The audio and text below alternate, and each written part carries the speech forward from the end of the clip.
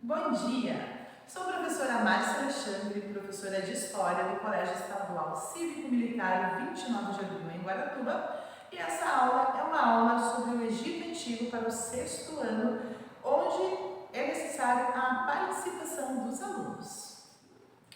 Então, galerinha, hoje a gente vai falar sobre o Egito. Para a gente começar, vocês podem abrir o livro didático de vocês, lá na página 68, que tem umas imagens bem legais. E agora vamos precisar da ajuda de vocês também.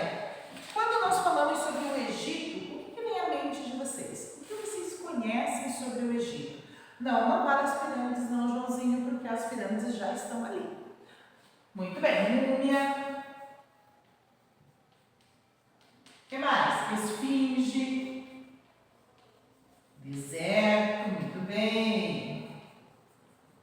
Tá bom, vamos de cada vez. Faraó, tá ótimo até, já vi que vocês sabem tudo sobre o Egito, só não sabem onde fica o Egito. Quem sabe onde fica o Egito? Muito bem, na África. Olha só como vocês são sabidos. Lá na região nordeste da África. Tem deserto. Quem disse que não tem deserto na África? Tem sim. É que quando a gente fala em África, normalmente a gente pensa em animais, safaris, zebra, florestas, né? Mas a África tem desertos. E o maior deles é o deserto do Saara, que fica na região nordeste da África. O território do deserto ali, ele é banhado de norte a sul por um grande rio. Alguém sabe qual é? O rio Nilo.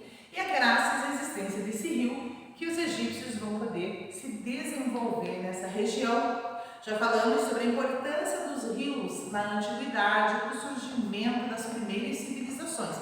Todas elas surgiram às margens de grandes rios e com os egípcios não vai ser diferente.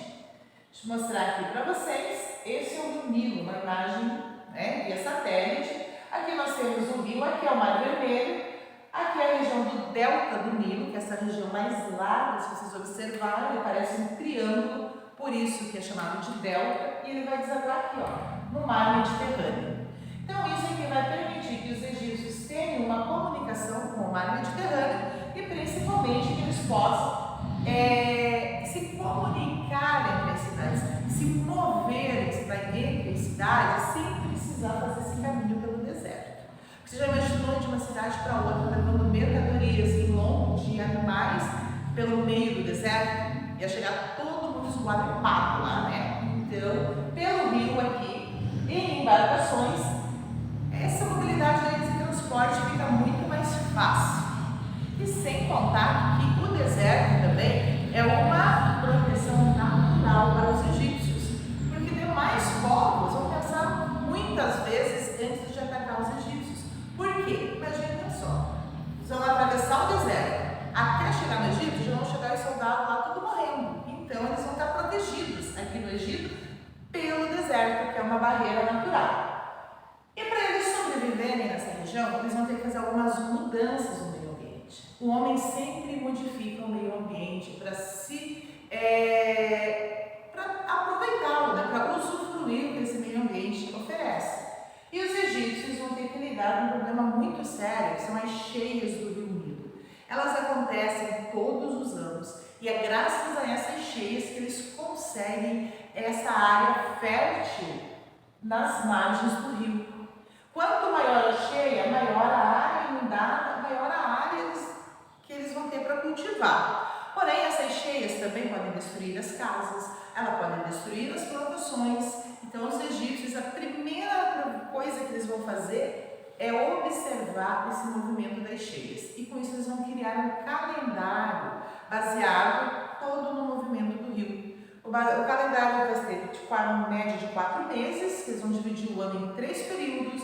O período da cheia, da semeadura e da colheita. Assim, sendo, eles não vão perder mais as suas plantações na época das cheias.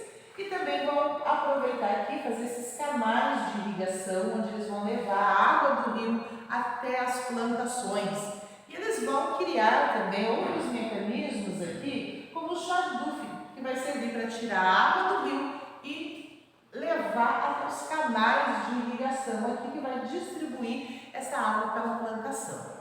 Assim, os egípcios vão conseguir não só sobreviver, como crescer e formar uma grande civilização no meio do deserto. Essa é uma característica dos egípcios, que eles são diferentes dos demais povos por essa capacidade que eles tiveram de se adaptar a viver no deserto. Aqui nós temos uma outra imagem sobre também das plantações, aqui como era uma ilustração sobre as cheias do Nilo. Mas antes da gente falar sobre a pirâmide social, vamos continuar falando aqui sobre a agricultura, os produtos, o que eles plantavam, o trigo, que eles produziam, o pão, que era não só dos egípcios, mas o pão sempre foi a base de alimentação de todos os povos desde a antiguidade.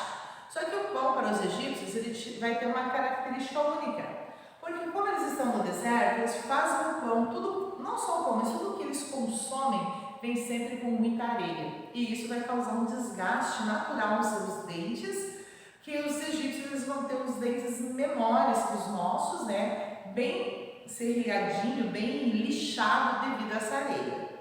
A cevada, com a qual eles produzem a cerveja, o linho, que eles produzem suas roupas, e o papiro, que eles vão utilizar para fazer as primeiras folhas de papel, né? Primeira forma de registro escrito, que não sejam paredes, que não sejam em pedras. Então aqui eles vão assim, os egípcios vão criar a primeira forma de papel para se escrever, que são as folhas de papiro. O papiro também vai ser utilizado para fazer cordas, para amarrar os barcos, então ele vai ter inúmeras utilidades.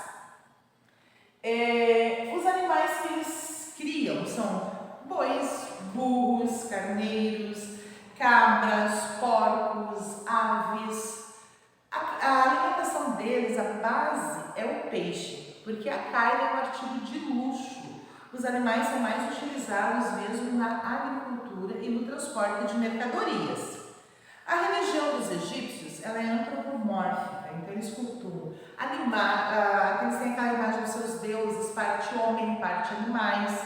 A própria figura do faraó ele é visto como um deus. Então eles cultuam a figura humana, a figura de animais e também a natureza. O próprio rio Nilo é considerado um deus para eles, que é o deus Api, né? O deus Api para os egípcios. E na sua pirâmide social, o faraó está no topo. É ele que tem todo o poder e que manda no Egito. Abaixo dele vem os nobres e os sacerdotes. Os sacerdotes é uma camada muito importante, porque os egípcios são muito religiosos, eles vivem fazendo oferendas aos deuses do Nilo para ter uma boa colheita. Então, se eles têm uma boa colheita, foram abençoados pelos deuses. Se não, a colheita não foi boa, alguém falhou em algum ponto e eles precisam fazer novas oferendas para garantir a sua sobrevivência. Depois nós temos os soldados, os chefes militares, que são aqui todos pessoas da nobreza. Nós vamos ter aqui a nobreza, soldados, escribas, os chefes militares, os chefes de província, que seriam como governadores ou prefeitos, que são pessoas também de confiança do faraó e que são da nobreza.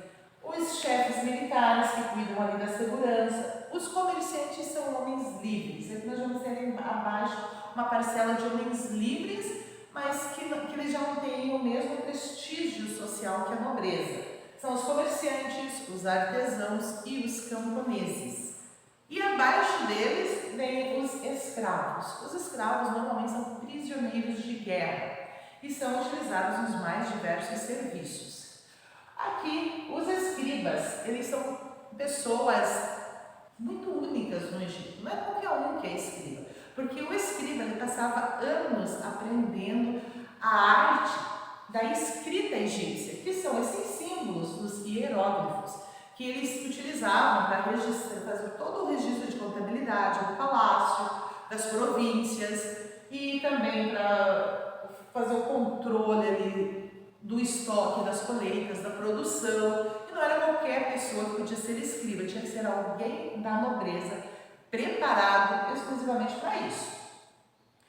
Os camponeses, quando não estavam trabalhando na terra, na época das cheias, era utilizado em outros serviços, na construção de palácios, na construção de templos, na manutenção das propriedades do faraó, e os escravos continuavam ali sendo escravos. Não havia mobilidade social aqui, né? Um escravo dificilmente conseguiria sua liberdade, um camponês jamais se tornaria um escriba, um chefe militar ou um líder de província, porque a pessoa nascia e vivia e morria na sua classe social. Não é como hoje. Hoje nós podemos nascer numa classe social e mudar, ascender através do nosso trabalho, através do estudo. Então todos nós, quando a gente vem para a escola, a gente vem com um objetivo, que é ter uma vida melhor, que é ter um bom emprego, um bom salário. Hoje nós temos essa mobilidade social, coisa que no passado não existia. Tá ok? Muito obrigada. Eu sou Marcia Alexandre e encerro por aqui.